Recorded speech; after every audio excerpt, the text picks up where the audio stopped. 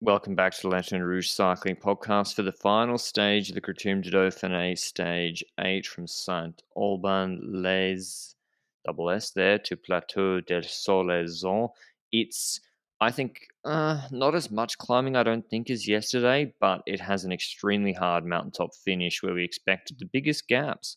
12 Ks at about 9% this climb, but the start of it is very, very difficult, and then it levels off, but not by much. So, like the first 2 kilometers, 11% average is a 15% average kilometer, apparently, which I'm not sure if I saw that on the parkour in real life when I saw it, but it was very steep at the start. And the question was, what would Jumbo Visma do on this stage? Would they, guys on first and second on GC, comfortable lead, but no stage win for Jonas or Roglic yet?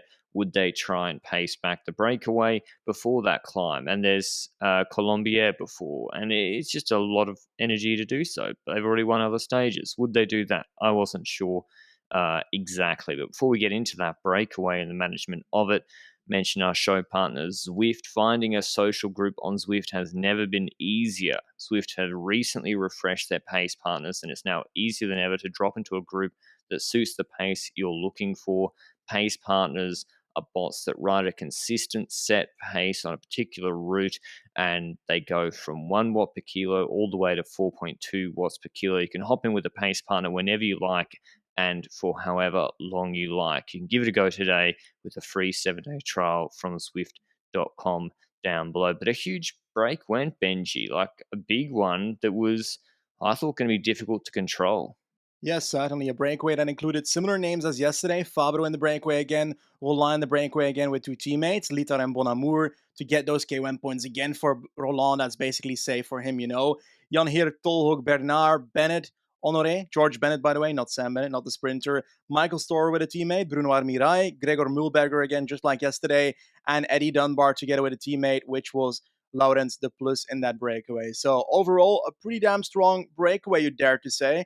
And it was a reaction from Jumbo very similar to what we spoke about yesterday. Were there dangerous riders in the breakaway? Not necessarily, but if the gap would be 6 minutes, then someone else could take over the jersey. So that's something they don't want. So they actually started controlling it pretty strictly, in my opinion. 2 minutes and a half was the max it really got, and they kept that up. And I immediately saw before the coverage started, Wout van Aert is pacing in the peloton. And I was like, okay, this is what, 130 kilometers to go. So this means that Laporte probably had a harder time on those initial climbs. And Van Aert must have kept that going for quite a while, because when coverage started, it was Jumbo still pacing in the peloton. And which riders were pacing for Jumbo when coverage started, when you started watching? I think it was Harper pacing at that point. Harper, I think this is the best contribution he's made for quite a while for Jumbo Visma. He had, I think, some health issues with his eye maybe last year, but he was very good for them in this race. And, you know, someone has to control the break. And if you want to win the stage, someone has to do it. And when you're fighting against a large break like that, it's easier said than done, especially with only 7-man teams and 2 leaders. So, yeah, basically that's the story of the stage. Is they get onto Colombier, FDJ decide to split apart or increase the pace on Colombier. They use Armirail for that purpose. He drops, and so Storer would be staring down the barrel of a very long valley. Not very long, but long enough to matter before the final climb to Solaison. So it's like, no teammate there. Thankfully for him, Laurens de Plus came back for Dunbar and bailed that breakaway out. Because if it was just the guys without a team with 2 riders, they would have had absolutely no chance. And they didn't in the end, because in that valley, it was Storer, Hirt, and De Plus pacing with Dunbar in there, and it was De Plus pacing against Wout van Aert. And there will only be one winner on the flat between those two. So the gap went to 130, 120, 150, maybe 45 seconds at the base of Solaison, where I think Dunbar started pacing, and it was just like the Giro.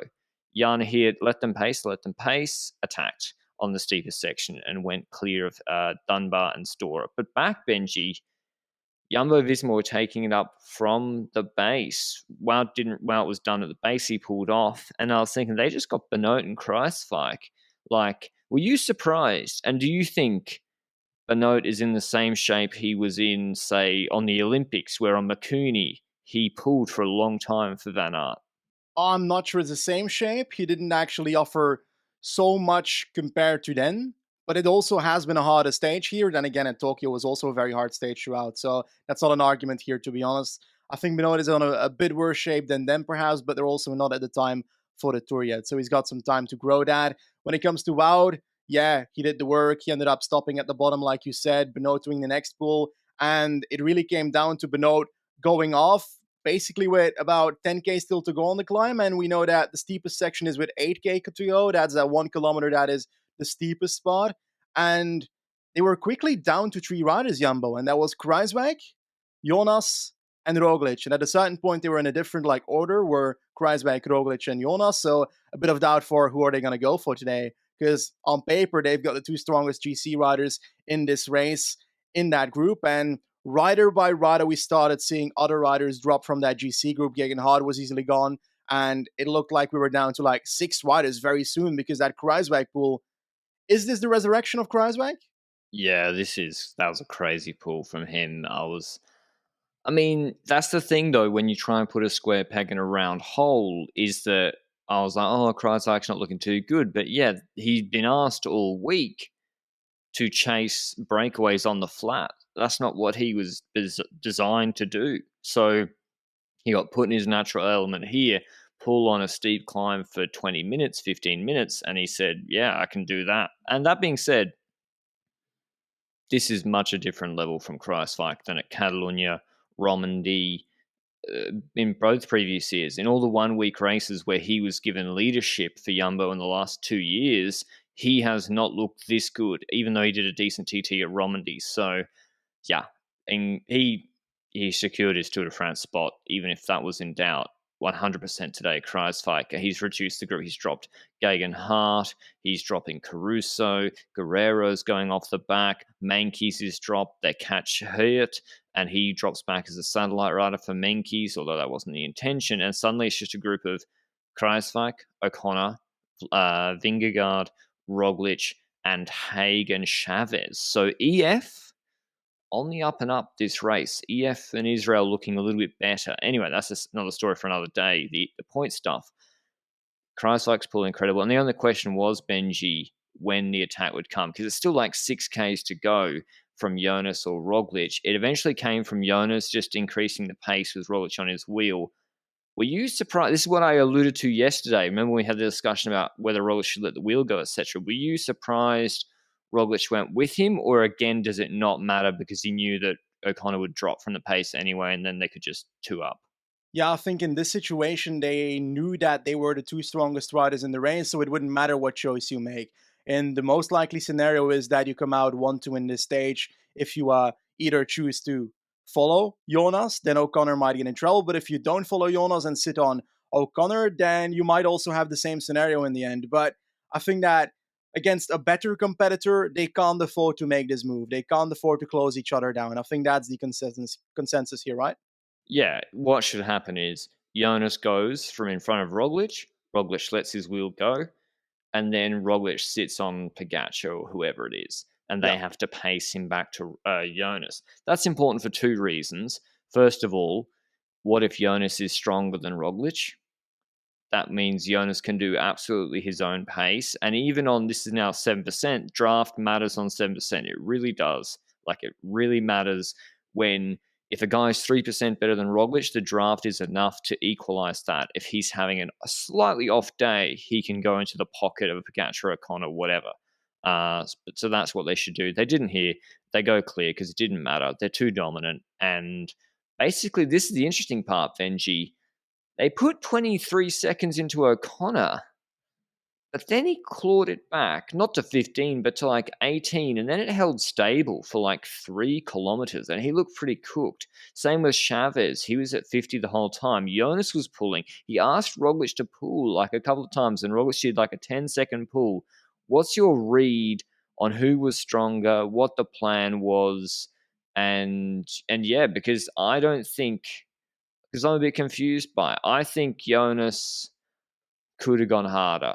So if you see that scenario, if you see that two riders are up there and suddenly the tempo started dropping, that either means that the person that is pacing can't go harder, or the person that is in his wheel is asking for a lower tempo and can't take over, like you mentioned. And knowing that we've seen Jonas somewhat ask for a takeover, a relay by Primoz, and Primoz not necessarily giving most of those relays, to me the likely scenario here seems that Jonas had to lower his tempo a bit to make sure Roglic could follow, because let's say that Jonas keeps up his tempo the entire way and Roglic gets into trouble on this climb. Then every single second between now and the Tour de France, every single article will be, is Jonas better than Primoz? Should they be riding for Jonas? The drama that the stage would create. So if you're in the situation with 15 seconds on O'Connor, you need to make sure that both of them can get to the line without dropping each other, in my opinion. But Jonas is Froome. Like, he is. Yeah. The comparisons, like the development, the current age they are now, maybe Froome was a year older, but the TT is good, and just his rate of improvement and seeming, I don't know, he seems like I don't know anything about Jonas personally, but he just, he seems like a quiet guy, but I think he's a bit of a killer too. And yeah, I think Jonas is kind of that Froome mold, and they need that. But anyway, here's the results. They go hand in hand across the line. I was like, please don't crash. I was like, they're going to crash, aren't they? Because you remember the Pyrenees stage one stuff up when they tried to do the three holding hands across the line and Roglic had to veer out of the photograph. I thought that was going to happen here. But anyway, not gift. Vingegaard wins the stage ahead of Roglic, who they obviously don't contest it. O'Connor only 15 seconds behind. Bear in mind, they attacked him with like 5Ks to go. So not huge gaps at all. There was a bigger gap yesterday when Roglic attacked with like 1,200 meters to go, 1,500 to go. Chavez fourth. Guerrero came out of nowhere. He obviously paced the climb. I think this climb was paced really like a positive split power-wise by Jumbo, because Guerrero was dropped early and then came back to come fifth behind his teammate, dropping Caruso, Menkes, Haig, Kruijswijk, Johannesson, McNulty. Is it logical, if you look at the climb itself, that you want to do the damage initially on the steeper parts? Yes, because then you can, when draft matters less, create a selection, and then you have Jonas and Primoz, Jonas did giving the draft to Primoz on the more meaningful section. Although it is still steep in parts at the top, of course. It's not like it goes to 4%. Gegenhardt had a tough day. He lost 2 minutes, so that wasn't great for him. Jorgensen too. He lost nearly 5 minutes. In terms of GC, some big moves. Oh, David Gaudu completely collapsed. I forgot about that. He lost 7.5 minutes. Surprising. Wow. But anyway, he drops into like 17th on GC. Caruso moves into 4th despite not climbing particularly well the last 2 days. His TT helped him. Haig moves from 9th to 5th on 3:13. Menkes 6th on 3:17. Chavez 7th. I got to say, Chavez very unlucky not to come 5th here, which is 75 points difference. He's only 5 seconds behind Haig and stronger than him on the climb. Gegenhardt moves down to 8th, Guerrero up to 9th. So that's 250 points for EF just like that. Johannesson struggled a bit today. He moved from 7th to 10th. So I think the other news, we can't talk about Jumbo-Visma all day, is Ben O'Connor looks strongest of the best of the rest guys right now, not including Vingegaard, Roglic, Pogačar. That includes Danny Martinez to me. Yes, certainly, because also what happened today in the Tour de Suisse, Martinez dropped in the Tour de Suisse. So it certainly isn't too great for Ineos right now when it comes to their leadership there. But looking at this race specifically, O'Connor is definitely the best of the rest in this race. But it's very difficult to compare the best of the rest at the Dauphiné right now to the best of the rest when it comes to Swiss. We have to see the mountain stage in Swiss first. We have to see what happens in Slovenia is likely not going to influence that. Pogačar is basically alone there. But when it comes to Swiss, I want to see it first. What is Vlasov going to do on the longer climbs? Is he going to step up in that regard? Stuff like that. Is there other competition that we're currently not seeing when it comes to the top 5 for the Tour, for example? But it's certainly looking like O'Connor is looking better and better to have another top 5 possibility at the Tour. And it's crazy to say, but I didn't see that coming after last year, because last year it felt like he had some luck with breakaways that brought him to that position and then kept it up. While I feel like now he could actually like just keep it up. That makes sense? Yeah, like last year, there's always the question mark. A guy gets in the break, takes time back. You're like, okay, well, prove you can do that the normal way to get that position on GC. And in my view, he's done a lot of that here, like coming third in the Dauphiné behind Jumbo Visma, much, much stronger than Haig, Caruso, Gegenhardt. Mars unfortunately crashed out again. As I said the other day, he's crashed out of like 3 races this year, at least out of GC contention. But as Benji said, Dauphiné last year was Port, Lutsenko, Thomas. So that wasn't particularly telling for the Tour de France. Although, Kelderman did pretty well. He was fourth there, and was he fourth or fifth at the Tour? Yeah, to be honest, I said before the Dauphiné or during the Dauphiné, only this was a test for Jumbo where you can only pass. You can't exceed expectations. If they do badly here, yeah, that's pretty bad. But to be honest, putting 15 seconds, 20 seconds into a corner on an 11K, 35 minute, 9% climb, that's the bare minimum. Like, that's just passing the test. That, Yeah. if we're talking about Pogacar. So none of this should be that surprising. This is the level they need to be at a minimum. So I know their odds are plummeting, but I'm like, well, what did you expect? But yeah, any last thoughts from Dauphiné, Benji? Well, it takes the points jersey, although, I mean, it's not as hard as the Tour. Any other storylines from this that you think will percolate for the Tour? Maybe Chavez is he doing the Tour, Esteban? I don't know, but I also don't consider him a top 5 favorite just because of the He Dauphiné. I is. think in 3 weeks, Chavez is probably going to bottle something and True. will end up losing time in time trial. That final time trial is very long. My Yeah, confidence in 40 Chavez for Ks. GC is not exactly the biggest there, but I just want to highlight Kreiswijk a bit more. Like, I had a lot of like criticism towards him when it comes to this year. So far, he wasn't stepping up. He wasn't setting up the was that he needed to do when the moments that he needed to do it at happened, and he did it today. And honestly, if he can do this throughout the Tour de France, then he deserves that spot 100%. And I guess we'll see what their team is that they bring out at Jumbo. I'm curious to see that. Same for the other teams. And perhaps this Dauphiné and Tour de Suisse might influence their teams more than initially expected for certain teams.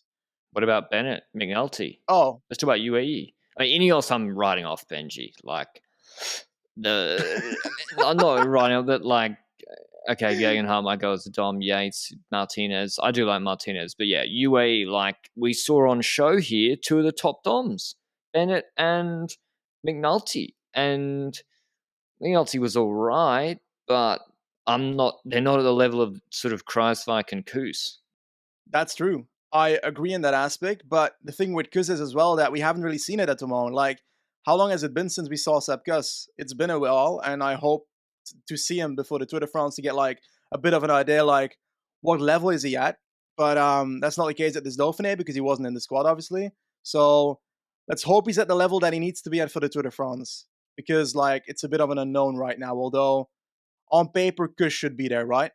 I mean, if Bennett outclimbs Koos then on the important stages, then I'll be very surprised. Yeah. Yeah, I'm not too concerned about that. But that is a nice segue into Tour de Suisse, which we will just wrap up quickly because it clashed with Dauphiné last mountain stage, and we didn't think it'd be too pivotal for GC. And we'll have probably full Tour de Suisse podcast coverage throughout the week coming up with nothing else big except Slovenia contesting with it. But today's stage 1 from Kusnacht. See, it's even named after Kus.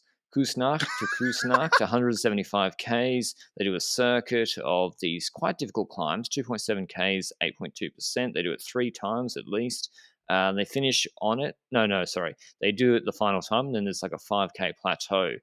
So Igita and Vlasov are here. Very, very nice stage for Vlasov, who's won Giro dell'Emilia. This is a very similar profile. And Igita, of course, loves this sort of thing. Remco's here, as well as Koos, as Benji said. So this is the other audition for the Tour de France. Martinez here for Ineos with Geraint Thomas. Fulsang for Israel, looking quite good. And Hirschi as well, another UAE important domestique, could be going to the Tour. But Vine got in the break. I was kind of surprised by it. I thought he'd be going for GC. after Tour of Norway, but he got on the break, and then they weren't going anywhere with Simmons and co. Pidcock's here as well. But then Benji was tasked with monitoring the race more closely than me. I was on Dauphiné duties. Yeah, sure thing. And in all honesty, this parkour looked glorious to have like a long fight or an early Remco Evenepoel attack, but that did not occur, and it all came down to the final Kusnachtberg. And on that berg, we actually got quite a bit of activity, but more at the back of the group than at the front of the group. It looked like Fulsang was one of the stronger riders in this race because he actually put a bit of a move up at the top of the climb, and it actually broke Danny Martinez instantly. Boom, Danny Martinez gone off the back. Yates still in the group. There's another Ineos rider still in the finishing group. So certainly not the best day when it comes to Ineos in terms of having their multiple leaders. Thomas survived, but Martinez lost a total of 51 seconds after this. So not exactly the best day for him at this race. But on the climb, Remco tried to jump towards Fulsang, which was intriguing because it was not an attack by Remco. Remco was like, okay, I'm just riding to the front and nobody's following me, so I'm just going to ride off. Like, okay, nobody's following me still, and I'm on the wheel of Fulsang now. So let's see if we can keep this up. So they kept riding together for like 1 kilometer, and then the group behind with Vlasov and so forth started chasing a bit, and they all came back in that regard. And it seemed like the group started swelling up, and that's when we saw a move again of Vlasov together with Remco in the final 1.5 kilometers. They go off the front, and the final 1.5 kilometers is really intriguing because Remco does the initial move, Vlasov in the wheel. Remco says, like, come on, mate, take over. Vlasov kind of doubts. The gap becomes a bit smaller. Vlasov takes over again. And it looks like that gap is becoming smaller and smaller to the point where Remco basically gets caught and Vlasov from that group behind by Ilan van Wilder that realizes, okay, they're going to get caught, so I'm going to move forward. And they kind of pretend to set up a lead-out train. So Van Wilder at the front, Remco in the wheel, but instead of following the wheel, Remco says, okay, I'll let him go. Ilan van Wilder basically gets a reverse lead-out action going. He goes off the front, gets a bit of a gap, and it's now down to the other people to try and close it. And that's when the likes of Vlasov and so forth all have to start sprinting already behind Van Wilder with about 350 meters to go. So that's very early. And that's when the benefit comes for the riders in the wheel of those riders. And one of those riders was Stephen Williams of Bahrain, the guy that, was it Croatia last year where he did well? Yeah, real ones remember Stephen Williams destroying Simon Yates in Croatia race. Incredible performance. He actually did. It was scary. And then, yeah, he has these one-off performances. I can't believe he won. What's his contract situation? I actually don't know what his contract situation is because this website ain't Last loading, year. so no clue. He's had a real tough time of it, and I don't want to know what his odds were for this stage, but to win from that group ahead of Sharkman, Krohn, remember, won a Tour de Suisse sprint last year against Costa, who deviated. Hirschi fourth, Lutsenko fifth. Like Stevie Williams, huge win. Obviously, his first ever World Tour win, although he has a few UCI wins, and yeah, just really surprising. But good job for him. He goes into the race leader's jersey. Now, Thomas made G1, so he's looking Yep. not too bad for Ineos. But yeah, like Martinez losing 51. Maida lost 51 too, Benji. Like, Yep. GC is more than the mountains. Yeah, he was almost standing still on that final climb together with Martinez. It was kind of shocking together with Pinot as well, also losing quite some time here today. Pitcock, but that's not really the most surprising thing for me. We're Honestly, on when it comes 51. to, yep, exactly. So not exactly the top 10 savior when it comes to UCI points in the Tour either for Yev at the moment. Garfi losing time as well, but he did the Giro. I honestly, when it comes to Thomas, low-key think that he could be the best GC rider in their squad for the Tour at some point because of that cobble stage. Let's say the cobble stage is really heavy and actually does damage. Thomas is the one that is going to make that front group easily from that squad. Like, and Adam Yates, I'm fearful for him. Like, I don't know. Yeah. He's made some, but he's missed others. It's not like started stuttering. I got so excited about crosswinds. The bridge over to Nyborg, it's so obvious there'll be crosswinds. Yates will probably be at the front. But then the next stage, stage 4, there might be this snap wind on the stage to Calais, a few little climbs and a crosswind section. He might be at the back, done, snapped all over. Like there where I think he struggles, because I think he made G1 crosswinds in UAE Tour 2021. Like he's not necessarily terrible in them, but yeah, it's the attentiveness being at the front all the time is the issue. But yeah, Tour de Suisse, It's got a pretty heavy parkour compared to last year. There's some big climbs they do in this year's edition. I don't think, hot take, that Stephen Williams is going to keep the jersey for very long, but if he does, then Bahrain got another big guy on their hands. Tomorrow's stage is over nearly 200 kilometers long, leading from Kusnacht to Esch. It does the Gempen climb, 5K, 6.5%, the Eichenberg, 3K, 7%, little plateau descent, and then the Charles Pass, 6.5Ks, 6%. It looks like there's Matthews here. Of course, Bike Exchange were pacing for him today. He actually didn't make that group. I think this will be a sprint between Vlasov, Hirschi, Remco, and Thomas types again, Benji. I think so as well. I'm more leaning towards a Vlasov taking that sprint or something, but they've got the one too, they can sprint with Vlasov against Higita again, like at that other race a month ago. Careful. Higita might chop out your Tour de France leader. That's true. But I'd love to see an attack in the descent. An attack in the descent by the one and only legend, Alex Aramburu. I had to, okay. Yeah. Is he riding this year? Where's he been up to? Nothing. Shut up. Yeah, luckily for him, PCS isn't loading because Joke and Aramburu might be higher in the PCS ranking right now. Anyway, poor Aramburu. Yeah, I mean, he did go to Movistar. It's not his fault. All right. That's all from us today. Dauphiné finished. Jumbo got the job done, did what they needed to do, won a plethora of stages, won the points jersey, won GC. Remco looking good for GC at Tour de Suisse, but the fight is only just beginning.